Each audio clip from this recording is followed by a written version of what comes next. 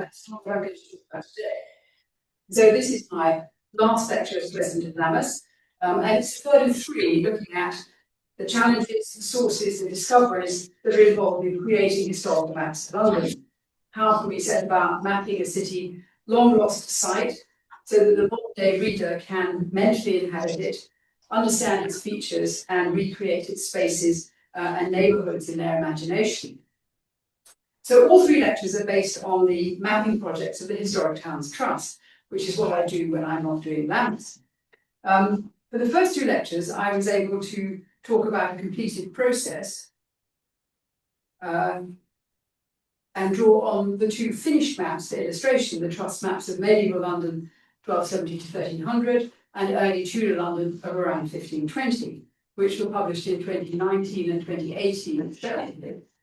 And I was involved in both those projects, along with my colleagues, Professor Caroline Warren, who I believe is another past president of LAMAS, and Giles Darks, the Trust's cartographic editor. Okay. Sorry, it's my. Oh. Well, I mean, it's everything. It's just all.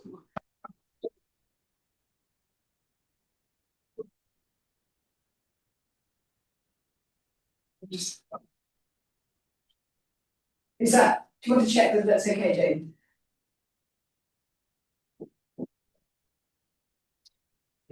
So we were involved, but also many generous contributors of time and information. But for this one, I'm talking about a project currently underway, but far from completed. So some things are more tentative, and I don't have illustrations from the map itself.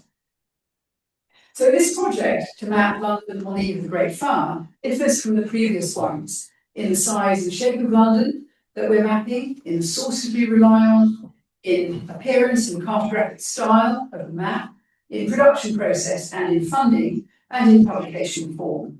But it has in common with them the hand and eye of the Historic Towns Trust's cartographic editor, Giles Darks, and his meticulous approach to evidence and mapping. Also the contributions of many experts, and obviously the underpinning belief that historical mapping can offer unique insights into the past history of the places we inhabit today.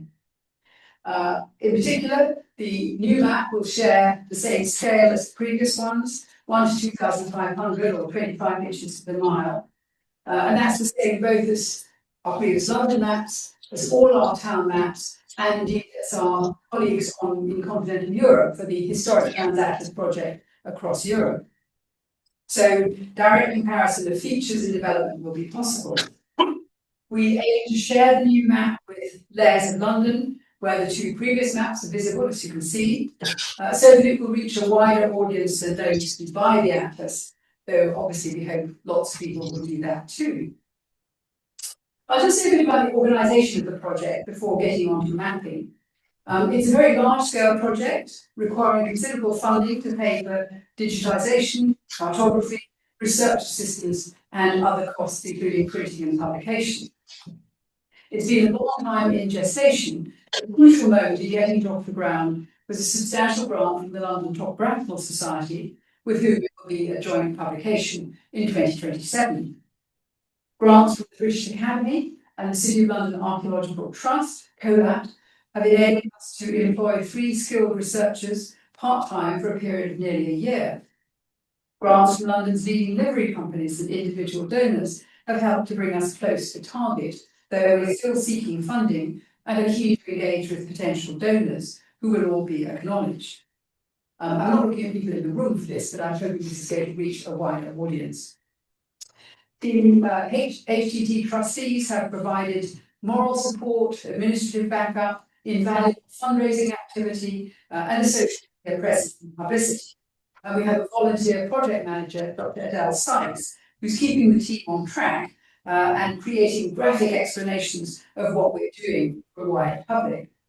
And of course, LAMAS have provided this opportunity for me to talk about this project to an audience of enthusiasts for London's past. The challenges include the fact that early restoration London was a remarkable place, tense, vibrant, expansive, confident and anxious at the same time, a modern metropolis still studded with medieval buildings. before the fire that destroyed the city centre, and in the early stages of the east-west polarisation that came to characterise the Georgian and Victorian capital. It's the London of the young Samuel Pepys, the early Royal Society, the expanding overseas trading companies, and a revived royal court. The restoration of the monarchy in 1660 after the Cromwellian protectorate gave a boost to the capital's economy, stimulating demand for housing, entertainment, and fashionable retail. And at the same time, mercantile wealth was growing as the English trade expanded, notably into the transatlantic and East Indian trades. So mapping Eastern London presents new challenges and logistical problems. For our two earlier maps, we could start with the maps published in 1989 in volume 3 of the British Historic Towns Atlas. And these give us both a date and a base from which to start. They were brought up to date both in cartography, rescaling, georectification, redrawing, recolouring, and in information, given the amount of research into medieval and early modern London and its institutions, buildings, and society that had taken place since the Atlas was published in 1989.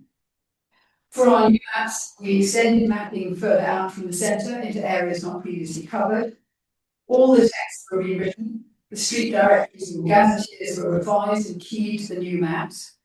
And of course, each map had to be redesigned and packaged as a new form of published product.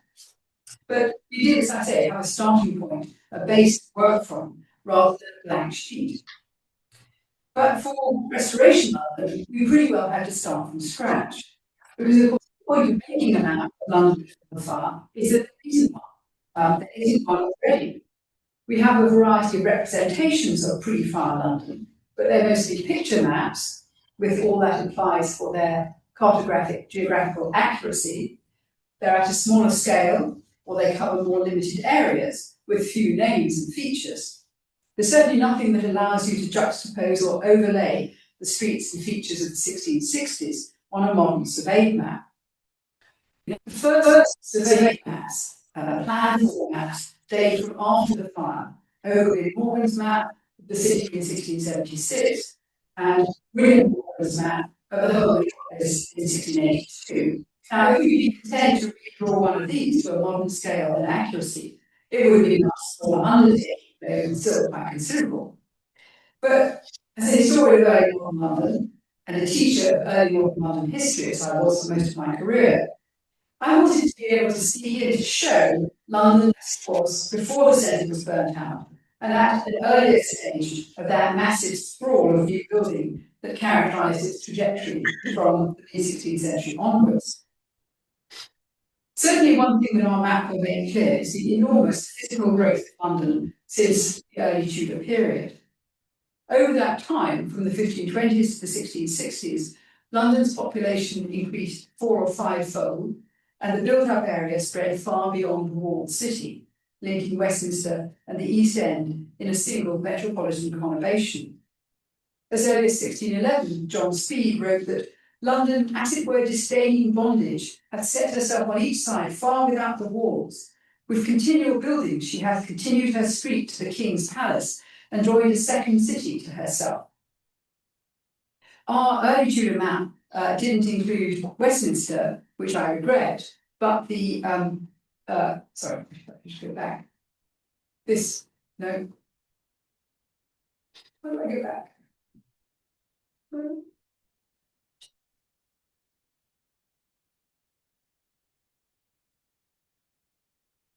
Let's stay with this one. I'll try not to do anything fancy. The Brennan Hogenberg map in the 1560s, published in 1572, is familiar to almost everybody. If you overlay that on a map of London in 1660, you can see how much change there has been, how much more we're going to have to map. By this date, London stretched from Westminster to Wapping and Shoreditch to Southwark. And it's our intention to map the whole metropolis, or pretty nearly so. So while the jurisdictional boundaries between the city, Westminster, Middlesex and Southwark or Surrey persisted, and they still mattered in terms of local government and rights and privileges, as built-up areas they had already merged. Individuals might have a strong sense of locality and neighbourhood in their place of residence, but they ranged across the whole metropolis in their daily lives.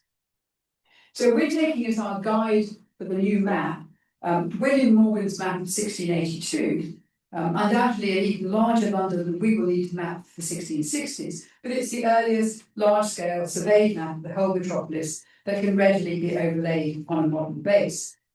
I don't know how well you can see, but roughly the built-up area, the built-up outlines have been marked up on that, and that's the kind of London that we're going to try and cover. The change in London's size dictates change in presentation format. I soon realised that a folding map like the others would not be feasible. Medieval and Tudor London already used the largest size of map sheet, so there's no way we could have gone larger. Likewise, splitting the map into two would be unsatisfactory because you'd lose the sense of the whole, you'd never know which one you wanted, whatever you were particularly interested in would be bound to overlap the join. So we refocused on creating an atlas in the Historic Towns Trust's new format, a bound volume with a multi-page map as its centrepiece. And this is a mock-up of our Canterbury Atlas, which should be published later this year. That's not a mock-up. That is good. Oh.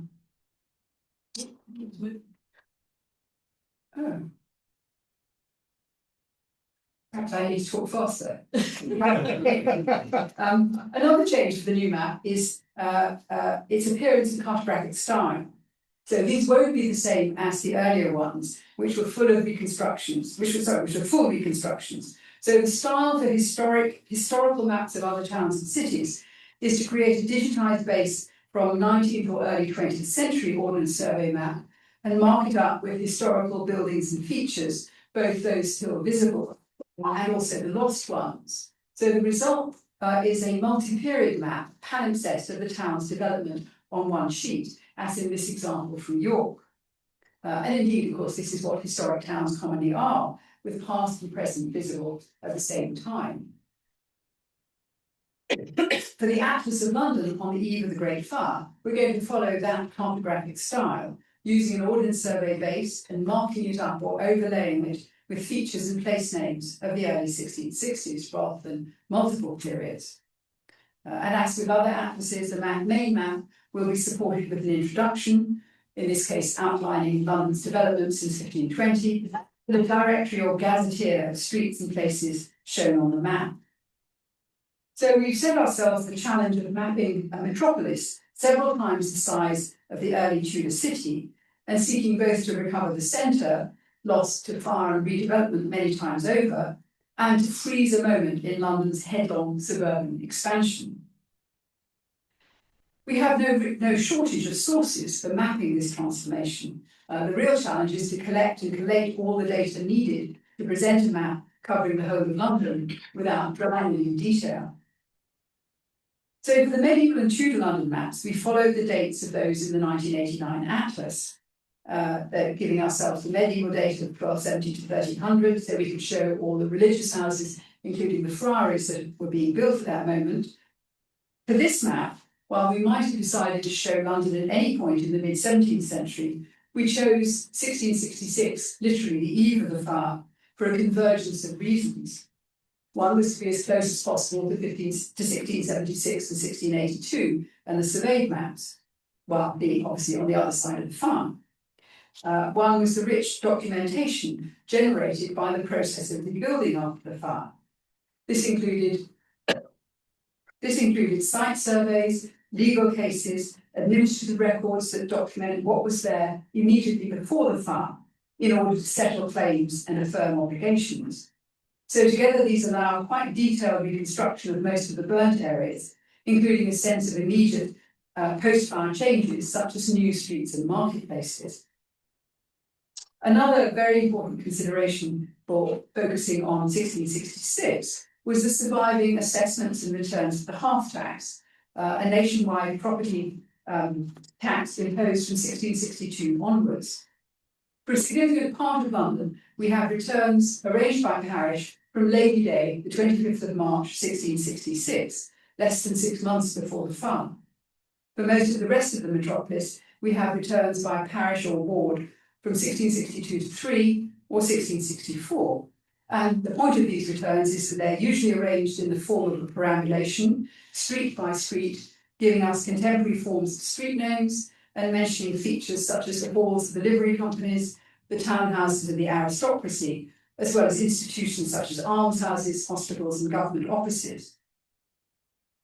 By depicting the early 1660s rather than, say, the 1650s, our map will be able to be read alongside the diaries of the young Samuel Pepys and used to illuminate the topography of Plague in 1665. And obviously Pepys's diary in the early years tells us exactly what somebody living in London called the places that he visited. And for the first time, we have a proliferation of images in London, contemporary street views, detailed picture maps, perspectives, showing us what London looked like in the 1640s, 50s, and 60s. So we know what we want to do, the broad parameters of how we want it to look. We have a good idea of the sources we will use. How do we set about it? So preparing to map and actually mapping are really two distinct stages, though they're not in practice completely separate. For the first, we proceed on it makes sense to proceed on a London-wide basis, and this is mostly what we've been doing so far. But the actual mapping has to be done on a topographical unit by topographical unit. In our case, it's going to be by parish. So preparing to map. One of the first steps is to acquire a digitised baseline.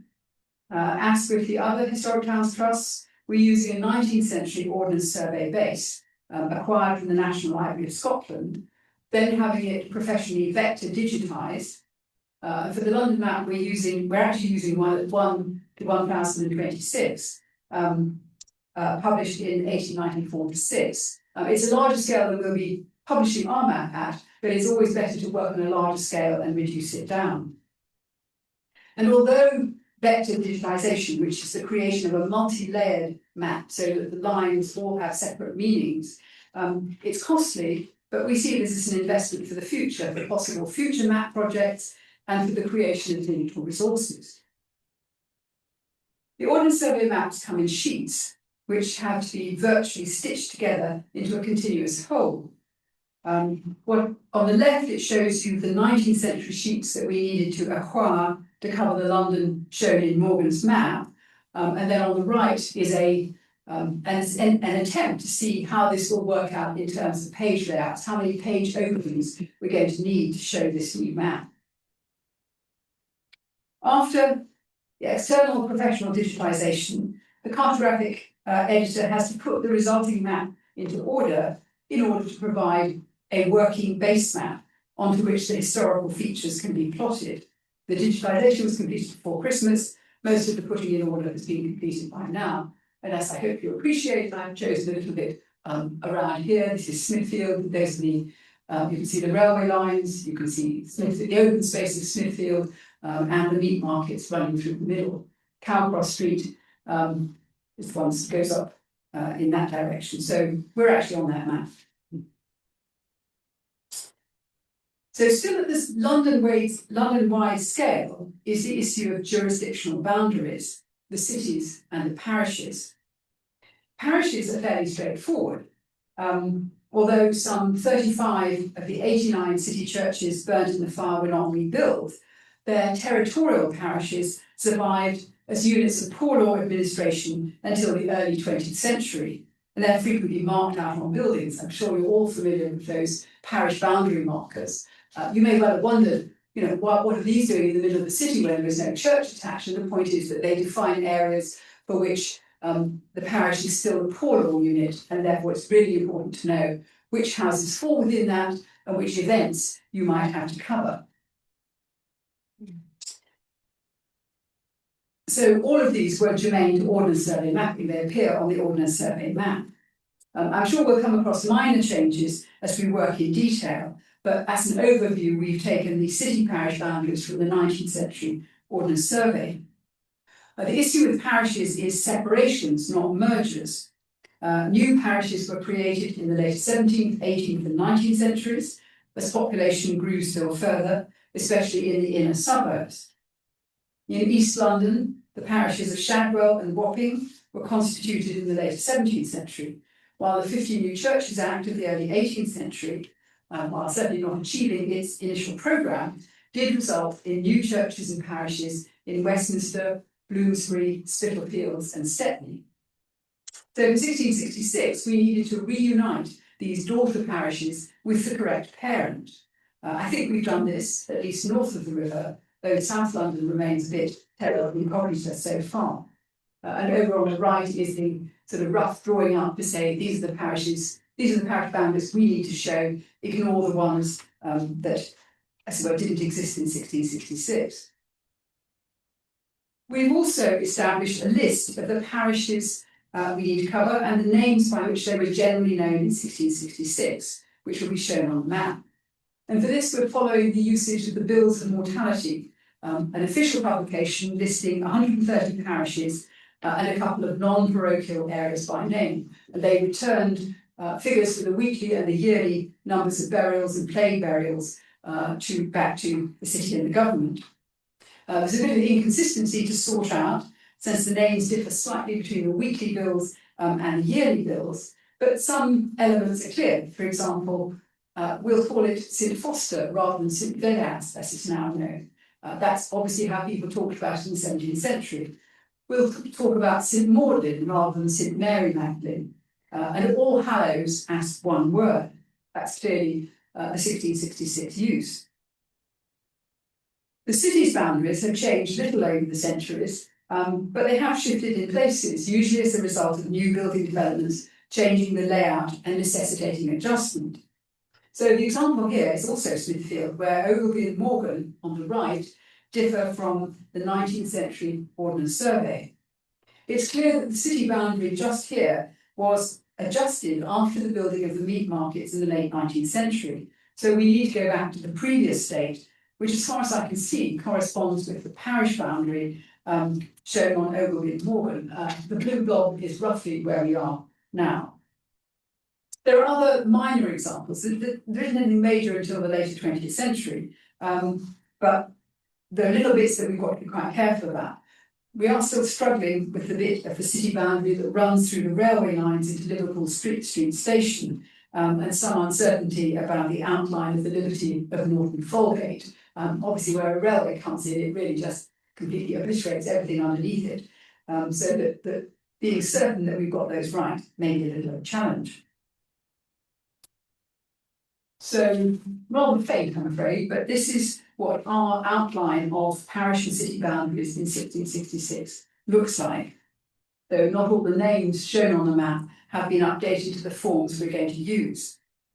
We still have some decisions about extra-parochial areas and liberties to make, how we're going to show those, whether we're going to mark them as within parishes or separate from parishes. But I think we'll probably be able to sort these out on a case-by-case basis as we work our way across parishes. Also in this general category of outlines and boundaries is the question of street lines and widths. The overall lines and directions are fairly clear, but we know that many streets in the city were widened and straightened after the fire, and others have been since. Now we know we can ignore 19th and 20th century improvements such as the New London Bridge, the roads leading to it, Queen Victoria Street and the Victoria Embankment, Kingsway, Aldwych. But where a street was simply widened, how can we recover the line and the width of its underlying predecessor? In some cases, we have too little information. In others, we may have more than we can really handle. Immediately after the fire, a survey of streets marked out the current widths at key points. You can't see it very well on this, but there are lots of tiny little figures written onto that map showing you how wide a street was at that moment. So this is the city that was burnt, not the city that was rebuilt. Legislation tried to fix the widths of existing streets and newly laid out ones, though it's clear that not all these prescriptions were followed. But a major part of the surveyor's work after the fire involved staking out any new street lines, certifying the owner's right to compensation if part of his land was cut off or widening, and calculating the compensation by foot superficial or by square footage to be paid. Oh, sorry.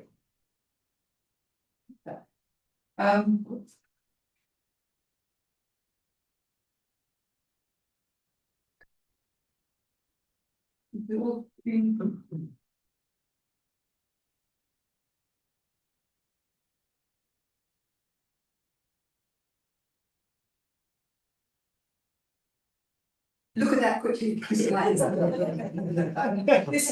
on the left. It's showing you a survey of a plot and a small amount of land that's been cut off to widen poultry in that case. We now think of poultry and sheepside as running more or less continuously into one another. They were much more distinct before the fire, that the end of poultry that sort of pokes into sheepside was much more solid and with a much narrower entry to it. So quite a lot was cut off, and almost all of that is marked up in surveyor's certificates. The archives of the city include written and drawn certificates, deeds transferring slips of land to the city, books recording payments for it out of the coal duties. In theory, this documentation should enable a pretty comprehensive survey, pretty comprehensive recovery of the pre-fire street lines, and where it has been done as part of previous projects, including a couple that I've worked on, it does just that. But whether within the parameters of our project it's something we can effectively undertake is a different question. Some of these slips of land were no more than a couple of feet wide, and on our map at 1 to 2,500, that would be less than a quarter of a millimetre.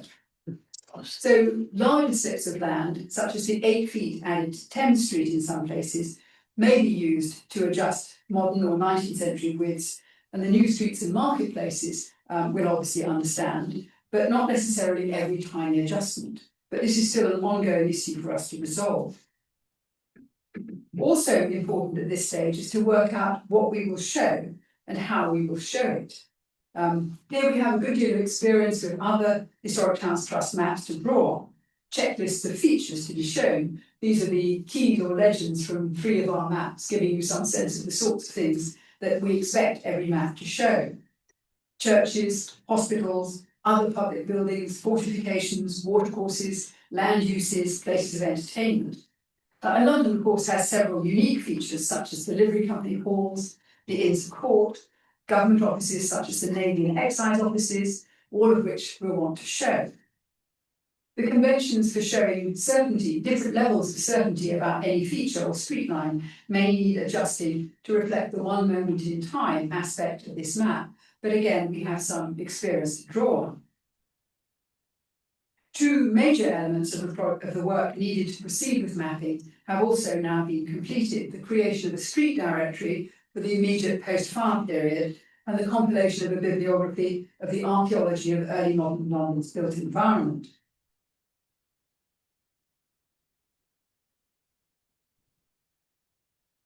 The first of these, which was funded by a grant from the British Academy, is principally the work of Joe Saunders, who's one of the 3 research assistants appointed to the project in June last year.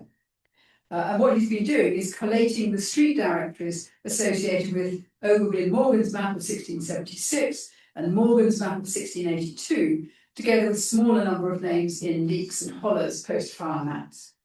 So the working directory now has some 3,500 entries or named features that we need to consider mapping, though scale and date will rule some of them out, that have been identified on the relevant map and edited, sorted and allocated to parishes.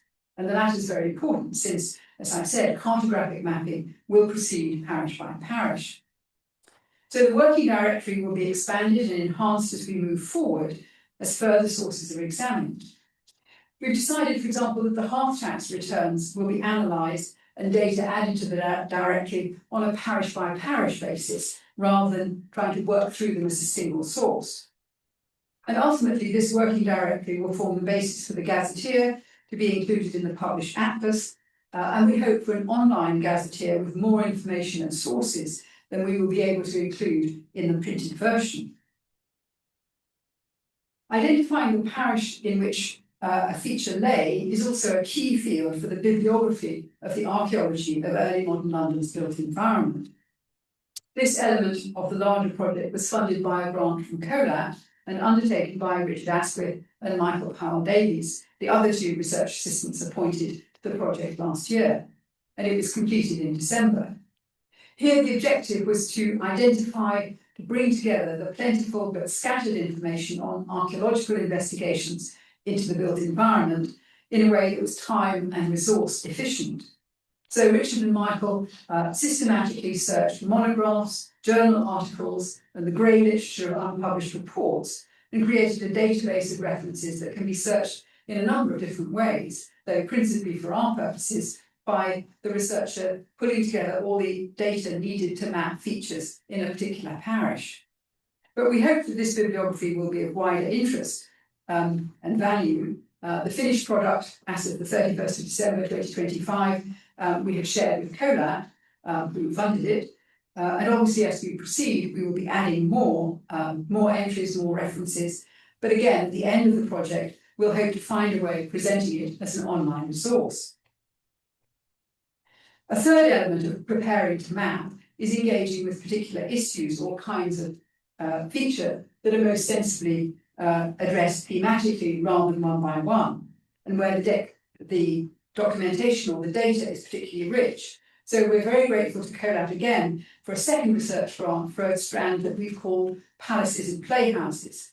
So this will fund the more extensive research needed to pull together the data for a number of substantial, complex archaeological sites and built entities, such as the theatres and major royal buildings.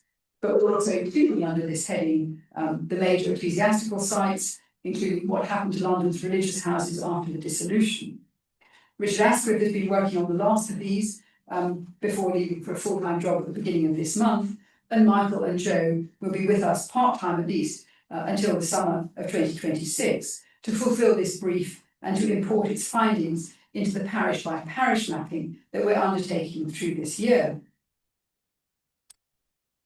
One example of a topic to be added to the thematic research category is the Thames waterfront, which links at least 30 parishes and precincts along the North Bank and 4 or 5 along the south. It's an area subject to the frequent revision and redevelopment from the 12th century to the 20th, in some cases, including after the fire, to wholesale replanning. So it is sensible to examine it as a whole, or at least in substantial sections. The waterfront of the city is an area I'm particularly interested in. My PhD thesis some 40 years ago was on the Port of London in the 14th century. So this is one of the topics that I personally am working on. So far, working with Giles, we've mapped the area between the bridge and the tower. That's one of our working drawings off to the right. The next phase of research is on waterfront from Blackfriars to the bridge. So we think we're now in a position to proceed with mapping individual parishes, drawing on the experience gained so far, and a checklist of sources to be consulted, headed by the Working Directory and the Archaeological Bibliography. I should make it clear that we didn't postpone all consideration of mapping by parish until this stage. In July, August, so at an earlier stage of the project, all 3 research assistants collaborated with the cartographic editor to experimentally map 2 pilot areas, chosen for their contrasting characteristics and histories.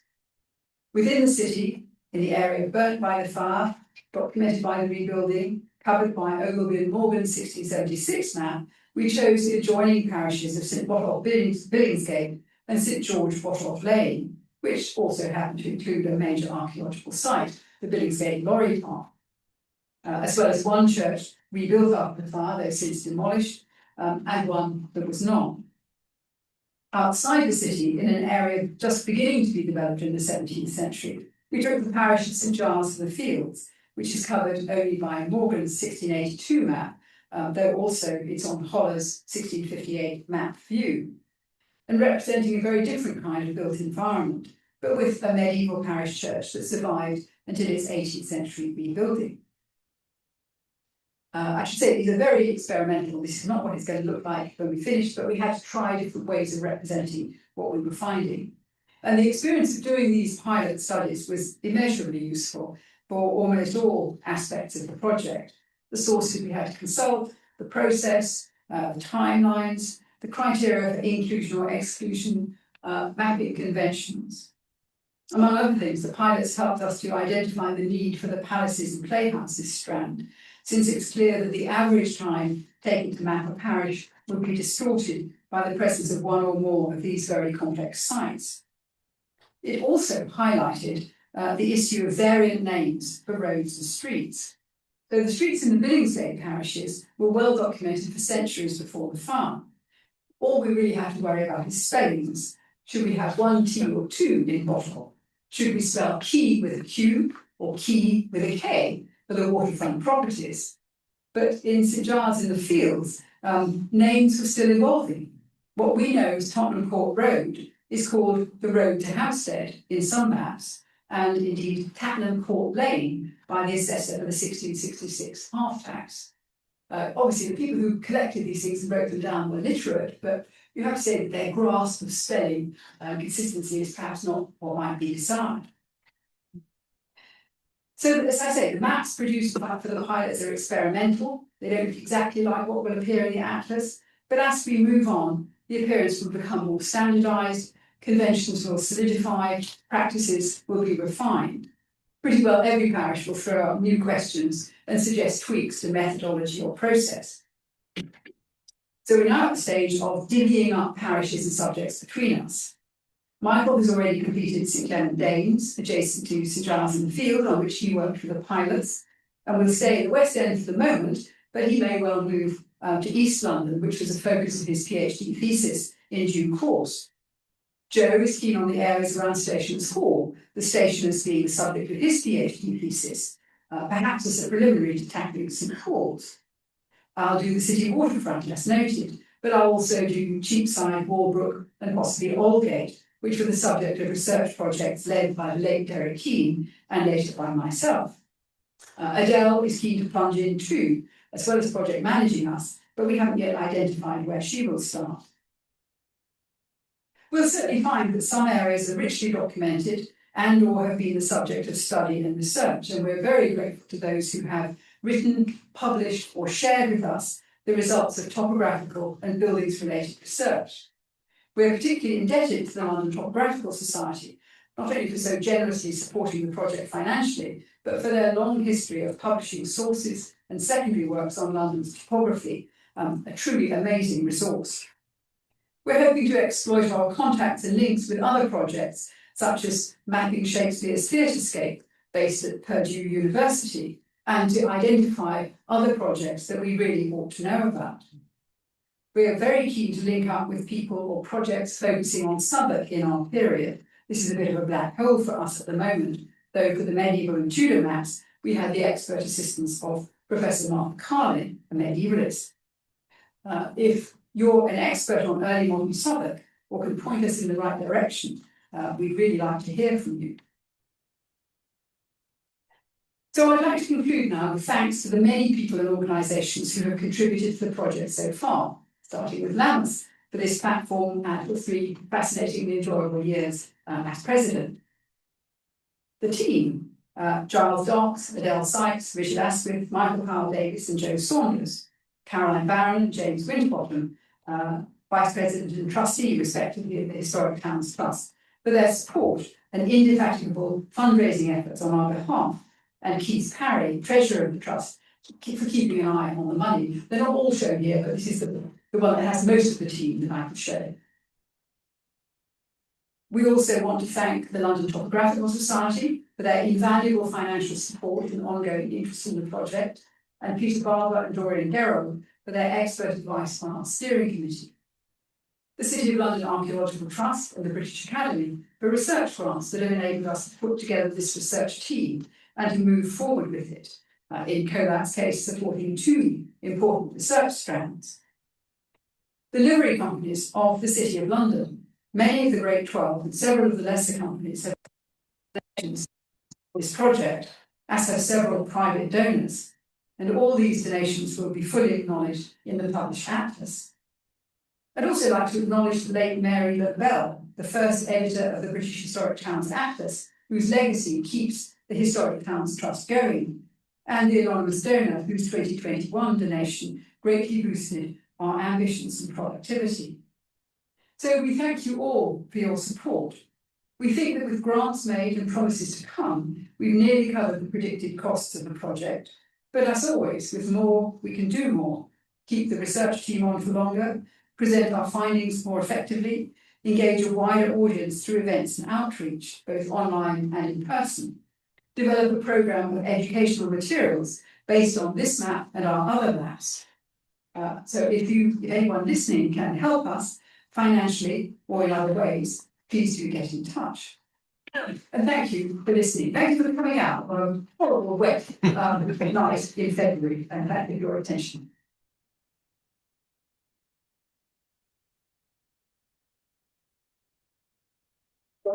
Thanks very much, Vanessa. You mentioned Carlin and Southwark, and of course, she wasn't desperately complimentary about the ease of doing anything in Southwark. I think she finished up by saying it was a chimera, and the more you look closely at Southwark, the more the evidence disappeared before your very eyes. And it obviously is a very complicated place with its, with its basically with its religious boundaries and also its civil boundaries. So I do hope you do make progress on that, but she certainly was going to certainly made it clear that it was an incredibly difficult project to do. I don't know if anyone has any questions they'd like to ask. Yes, please. Thanks very much for that, Vanessa. In going through the process, you haven't kind of finished it yet, but are there a few buildings that you would kind of call out as being particularly significant at that time in Restoration London that are not around today that you think? I certainly think, for example, that the Royal Exchange, I mean, there is a Royal Exchange still, even though it's not used for those purposes. But I think the Royal Exchange is really a focus of city life for at least a century. It's founded in the 1560s. It survives in its first form up to the fire. And there's no doubt it was a real key centre for the merchant to meet, but the purposes for which it was bound. I think that's the most important disappeared one, I would say. I mean, obviously, Guildhall still matters. The livery company halls, almost all of which have been rebuilt, but are nevertheless very significant sites across London.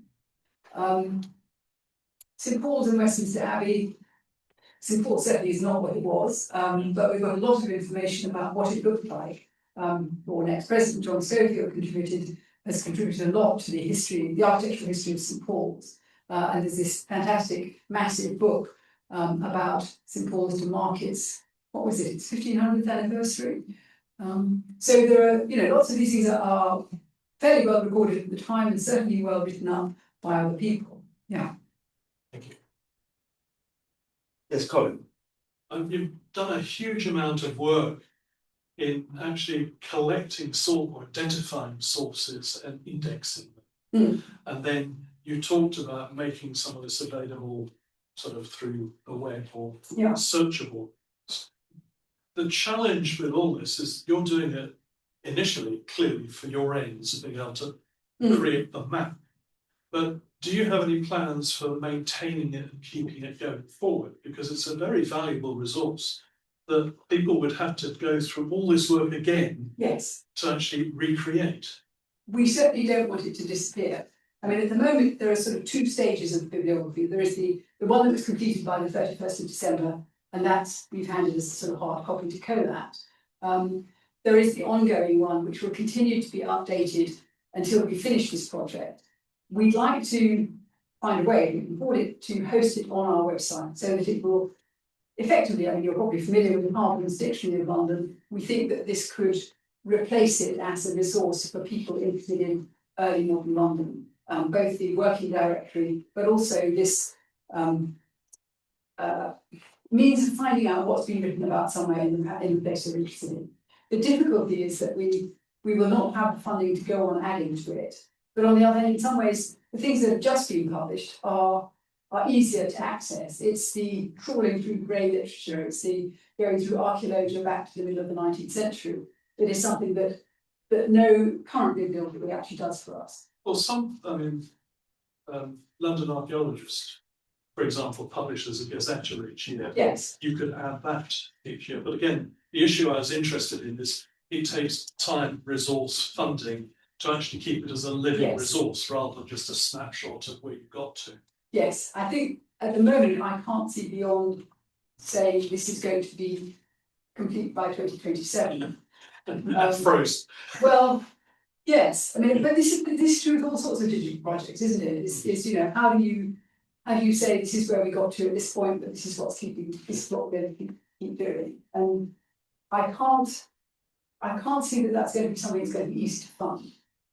No, of course. It's thinkable. I mean, you know, it's conceivable that it could be done, but I can't see how we're going to find somebody who says, yes, this is what I want to get money to. Okay, any other questions? Yes, please. And then, Oh, sorry. So you produce the atlas, the printed work, Mhm. and in some kind of online version, as for Yes. instance, Layers of London. But yes, might you produce a fairly high resolution online version that can be seen as one thing rather than in very high resolution chunks?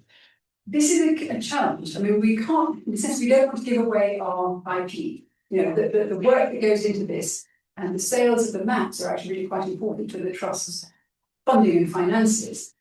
But we are in other places where we have worked with partners to produce a historical map of a particular town or city. We certainly share the digital resource, because obviously underlying the printed one is the digital resource. We're prepared to share that with local groups who contributed to it. And one of the things we're also very keen on is finding educational uses for it.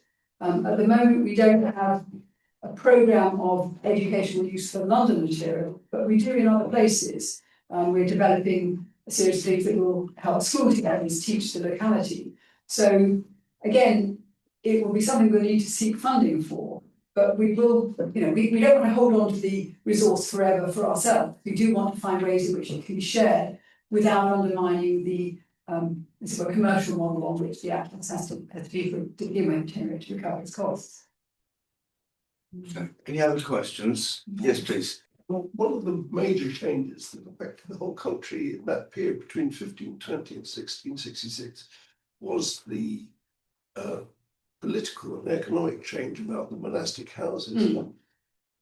Is that reflected in the built form of London in that period, or were the monastic buildings mostly still there in 1660? It's a bit of both. I mean, the reason that we can reconstruct what was there, and that Nick Holder, who did a PhD on the Friaries of London, and also contributed on religious houses to the map of London 1520, is that there is both archaeology, intervening records of buildings. There are bits surviving in certain places. I mean, you know, if anybody knows the area around Aldgate, you can see a bit of the old Holy Trinity Priory, Aldgate, that has been sandwiched as a party wall for centuries. So I think they continue, you could say yes, they continue to influence London, in some cases by their physical presence, in others because the areas which were once religious houses often have a distinctive jurisdictional identity. So what was the Blackfriars precinct becomes the parish of St Anne Blackfriars, but it still is not quite part of the city in the way that other places are. So things happen there, including theatres, which are different from what goes on elsewhere. The parish of Holy Trinity Minories is where was the Minoresses precinct in Minories Street outside Aldgate. And that, curious enough, is not part of the city. The city boundary comes down and does that and goes around it. It probably didn't do that in the 13th century when it was founded, but it's had an enduring impact on the boundary of the city at that point. So I think one could probably make a list of the ways in which religious houses in general, and certain religious houses in particular, have influenced the ongoing built form of London. And indeed, I mean, where we are, we're near one of the most upstanding bits of any religious house, which is the St John's Gate of London. There's not much else like that, it has to be said. Any other points at all?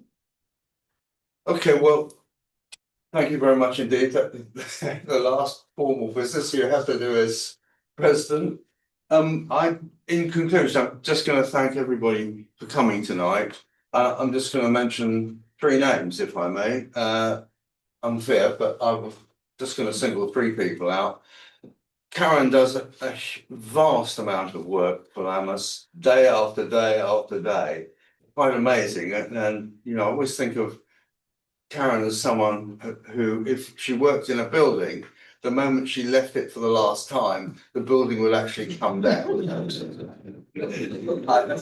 I think everything would depart with her. So all your tremendous amount of work you put in week after week after week. But as seen in all the information you provided for everyone tonight, thank you very much indeed. I'm going to mention Catherine too, sitting quietly at the back, who organises so many of these lecture sessions, the lecture programme every year, and does so amazingly well. And Catherine, thank you very much. And the third person I'm going to mention, and I can't even see her, is Jane, who, where has she gone? Jane, thank you, because, there she is, just appearing, now disappeared again. Jane has been does a tremendous amount in a tremendous number of areas for Lammas, but particularly for these meetings, the work she does ensures that we can do it both in person and in Zoom, and the same will apply, of course, to the Lammas conference coming up on March the 21st, which I hope we'll see many of you at. So I would just like to thank them, and I know there are others here that I also want to thank, but I will do that. I will choose my occasion for that too. And thanks everyone for coming. A horrible weather night, I think. Certainly not very easy for travelling, and it's good to see so many here. And I hope, Jane, you had many join you via Zoom. Yep. So thanks everyone for all their contributions tonight. But please also remember, if you do want to participate, we'd love to have you doing work for Lammas. So do feel free to approach us, perhaps via Karen, the easiest way. And if there's areas you'd like to work in, we'd be very happy to have you on board. Okay, so thank you, and safe trip home, everyone.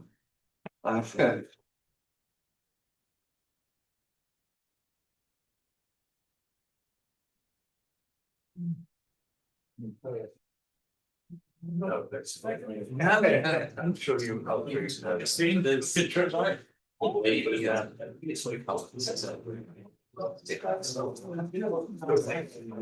Sorry, the archaeology. Wow, it's just 30